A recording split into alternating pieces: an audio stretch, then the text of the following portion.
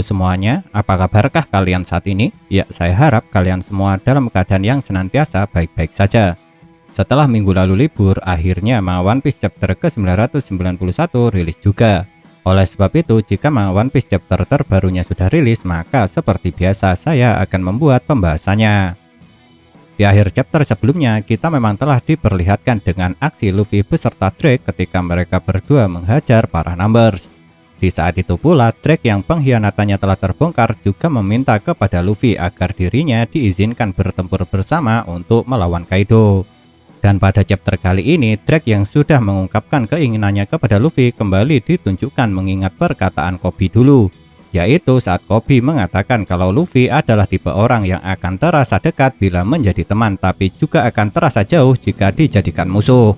Dan saat Drake mengingat perkataan dari Koby itu pula lah ada ucapan yang mengatakan kalau Luffy memiliki daya tarik tertentu. Yang saya rasa perkataan ini sangat menarik. Soalnya daya tarik yang dimiliki Luffy memang sangat mengesankan. Dan hal itu sudah diakui oleh Mihawk saat terjadi perang di Marineford. Bahkan Mihawk sampai mengatakan kalau daya tarik milik Luffy ini merupakan kekuatan paling berbahaya di lautan. Karena memang dengan daya tariknya Luffy bisa menarik orang untuk menjadi rekan seperjuangan. Meskipun orang itu setingkat Yonko seperti Shirohige.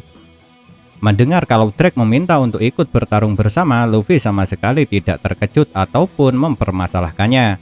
Padahal Drake sendiri masih menyembunyikan fakta mengenai kalau dirinya adalah anggota Marine yang menyamar. Lantaran Drake memang cuma mengatakan kalau tujuan Luffy dengan dirinya sama, yakni untuk mengalahkan Kaido.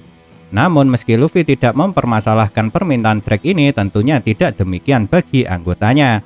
Soalnya Zoro dengan tegas langsung menolak permintaan Drake dan juga langsung berusaha menyerangnya. Dan bukan cuma Zoro saja yang menolak, Jinbe beserta Franky juga menolak kerjasama yang diminta oleh Drake ini. Bahkan Jinbe yang notabene anggota paling bijak dalam kelompok bajak laut topi jerami sampai mengatakan kalau mereka masih menjunjung harga diri dan martabat sebagai bajak laut. Akan tetapi lucunya Luffy yang pada dasarnya tidak mudah mendengar perkataan teman-temannya tanpa ada rasa curiga sedikit pun malah menyuruh anggotanya untuk menghentikan perdebatan. Karena dia sebagai kapten telah memutuskan kalau mereka dengan Drake mulai sekarang akan beraliansi. Yang tentu saja keputusan Luffy ini tidak mendapat persetujuan teman-temannya. Meskipun pada akhirnya perdebatan ini tidak diperpanjang sebab mereka sekarang memang sedang berada di tengah-tengah pertempuran. Memang benar tujuan Drake adalah untuk mengalahkan Kaido, sebab dia memanglah seorang Marine yang itu sudah menjadi tugasnya. Namun jika nanti Kaido sudah berhasil dikalahkan dan Drake berhasil selamat, mungkinkah dia akan membiarkan Luffy dan kelompoknya kabur begitu saja? Soalnya bagaimanapun Luffy tetaplah bajak laut yang tentunya juga harus diburu oleh Drake yang merupakan seorang Marine. Mungkinkah Drake nantinya akan memilih jalan yang sama seperti Smoker yang melepaskan Luffy setelah bertarung bersama? Hal itu masih bisa saja terjadi, karena bagaimanapun masih ada golongan anggota Marine yang menjunjung tinggi soal balas budi, dan bisa saja Drake masuk dalam golongan tersebut. Setelah sekarang sudah diputuskan kalau Drake akan menjadi salah satu rekan mereka untuk mengalahkan Kaido, kita langsung diperlihatkan kembali dengan dua bersaudara aneh yaitu Ulti dan Pac One. Oleh sebab itu, para samurai yang melihat dua orang anggota kelompok Tobiropo ini langsung berusaha menghentikan pergerakan Ulti dan Pac One agar mereka berdua tidak menghalangi Luffy untuk menuju ke tempat Kaido berada.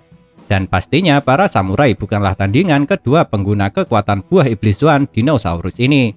Soalnya dengan mudahnya para samurai berhasil dihempaskan oleh dahsyatnya kekuatan milik Ulti dan Pac One.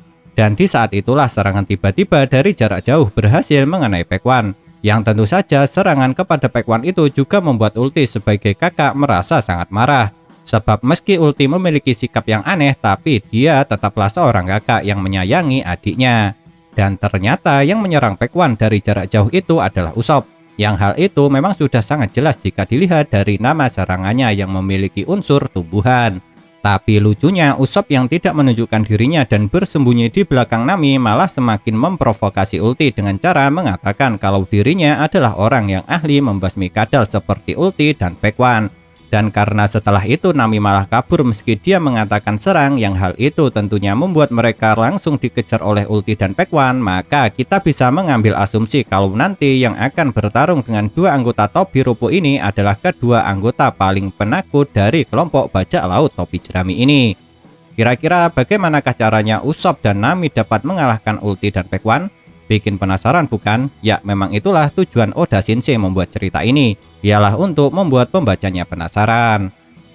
Bantuan memang datang silih berganti agar Luffy bisa menuju ke tempat Kaido berada. Namun pastinya akan tetap ada saja orang yang menghalangi Luffy. Dan kali ini yang berusaha menghalangi Luffy lagi ialah Appo. Namun karena Luffy sudah memahami kekuatan Appo berkat penjelasan yang sebelumnya diberikan Killer, jadinya serangan musik Appo tidak lagi mempan terhadap Luffy.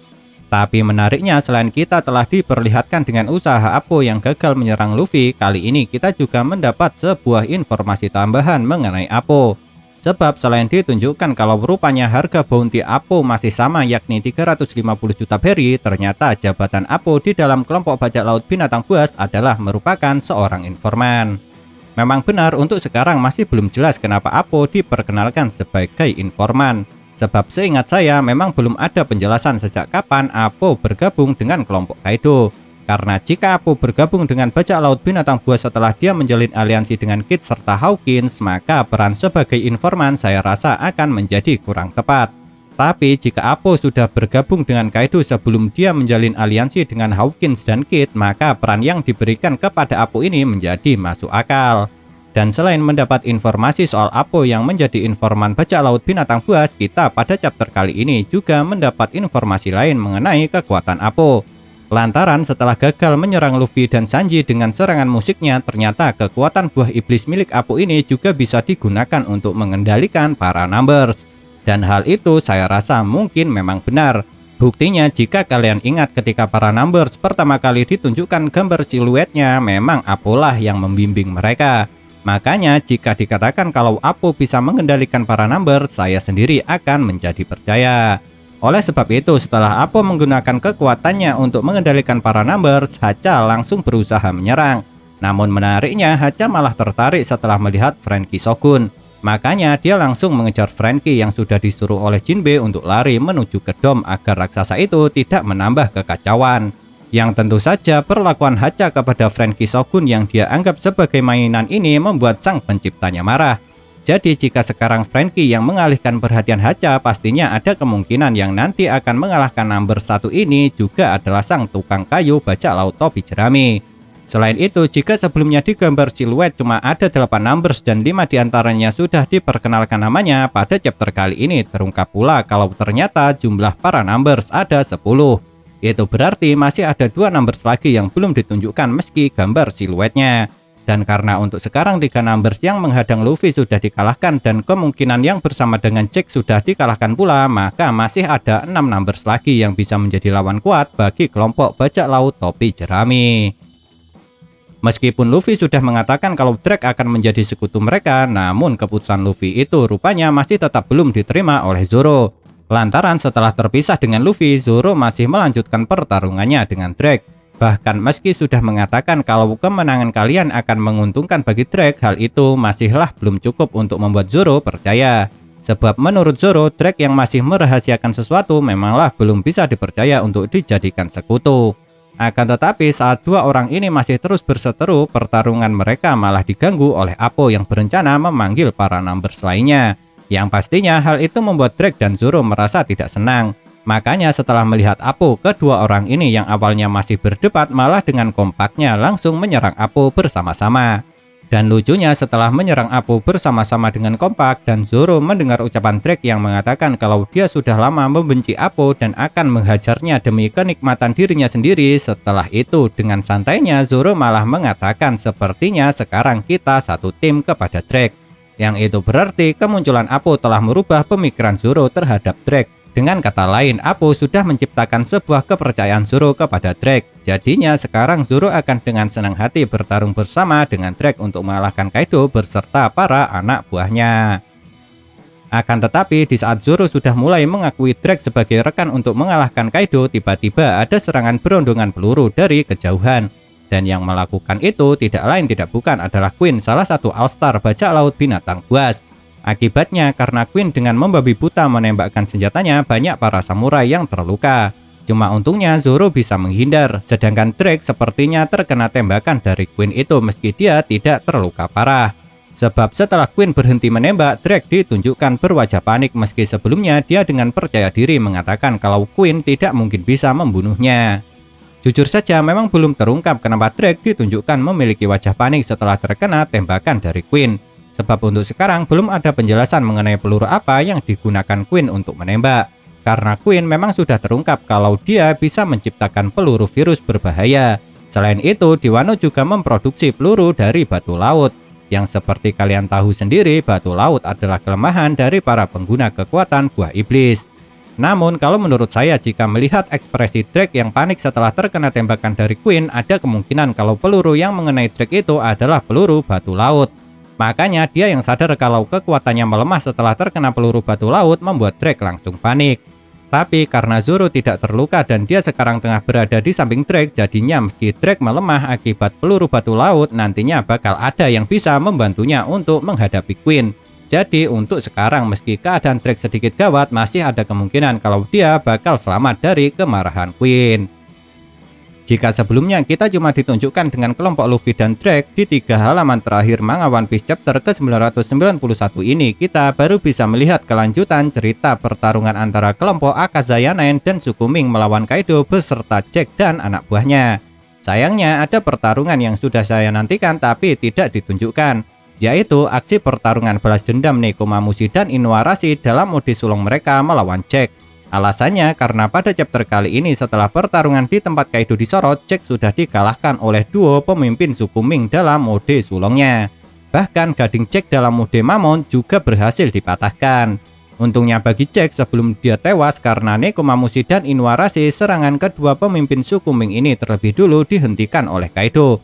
Makanya Jack berhasil selamat meski dia terluka parah. Namun menariknya meski Kaido seperti orang yang kejam, rupanya dia masih perhatian dengan para anak buahnya. Buktinya dia masih mau melindungi Jack, salah satu orang yang dia pilih sebagai All-Star ketika dia dalam bahaya dan hampir terbunuh. Dan disinilah bisa dikatakan untuk pertama kalinya Kaido mengakui kehebatan Nekomamushi dan Inuarashi. Sebab dia mengatakan kalau bukan Jack yang lemah, melainkan kedua pemimpin suku Ming itulah yang terlalu kuat bagi Jack. Akan tetapi meski Jack berhasil dikalahkan, harga yang harus dibayar juga tidaklah murah. Alasannya karena hampir semua anak buah Nekomamushi dan Inuarashi juga mengalami kekalahan total. Maka dari itu, melihat apa yang dilakukan oleh para suku Ming, Kinemon mengucapkan rasa terima kasih yang sebesar-besarnya kepada mereka semua yang sudah rela mengorbankan nyawa demi agar bisa membantu untuk mengalahkan Kaido. Dan setelah itulah pertarungan ronde kedua antara kelompok Akazaya 9 melawan Kaido dimulai kembali. Kaido yang ingin membalaskan dendam anak buahnya langsung memulai inisiasi menyerang pertama. Dengan serangan semburan nafas apinya, Kaido dengan percaya diri mengatakan kalau seberapa banyak Kinemon dan yang lainnya berhasil menghindari serangannya itu. Karena menurut Kaido, ke-9 pengikut Oden itu tidak mungkin bisa menahan serangan nafas apinya tersebut. Namun sayangnya serangan yang dibanggakan Kaido itu malah tidak mereka hindari, melainkan serangan nafas api Kaido malah ditebas oleh Kinemon. Karena seperti yang kalian tahu, Kinemon memang memiliki kekuatan untuk menebas api. Yang tentu saja melihat serangan nafas apinya berhasil ditebas oleh Kinemon sampai-sampai tebasan itu juga berhasil melukainya, pastinya membuat Kaido terkejut. Namun yang paling menarik adalah setelah Kinemon berhasil menebas serangan nafas api Kaido, kelompok Akazaya 9 malah mengatakan kalau mereka tidak akan pernah menghindari serangan Kaido lantaran mereka sudah lelah bersembunyi selama ini dan lebih memilih mati sambil membawa Kaido bersama mereka. Memang benar tidak mengherankan jika kelompok Akazaya 9 lebih memilih mati sembari membawa Kaido bersama mereka daripada menghindari serangannya. Sebab bagaimanapun Kinemon dan yang lainnya memang sangat dendam kepada Kaido yang telah membunuh Oden. Apalagi selain sudah membunuh Oden, Kaido juga telah membuat para warga negeri Wano hampir semuanya mengalami kesulitan. Yang pastinya hal itu juga menambah kebencian mereka semua terhadap Kaido. Tapi sekarang mungkinkah ke-9 orang ini bisa mengalahkan Kaido? Jujur saja bukannya saya tidak mempercayai kehebatan kelompok Akazaya 9. Namun kalian tahu sendiri kalau nanti yang akan mengalahkan Kaido pastinya adalah Luffy yang merupakan sang tokoh utama dalam cerita ini. Cuma yang bikin penasaran adalah akan sampai manakah kelompok Akazaya 9 bisa menghadapi Kaido, dan sampai mendapat luka separah apakah Kaido nantinya setelah menghadapi kelompok Akazaya 9. Itulah kalau menurut saya yang patut dinantikan dalam pertarungan balas dendam ini. Nah, itulah yang dapat saya bahas dari manga One Piece chapter ke-991 ini. Kalau menurut kalian kejadian manakah yang paling menarik? Tinggalkan komentar kalian ya.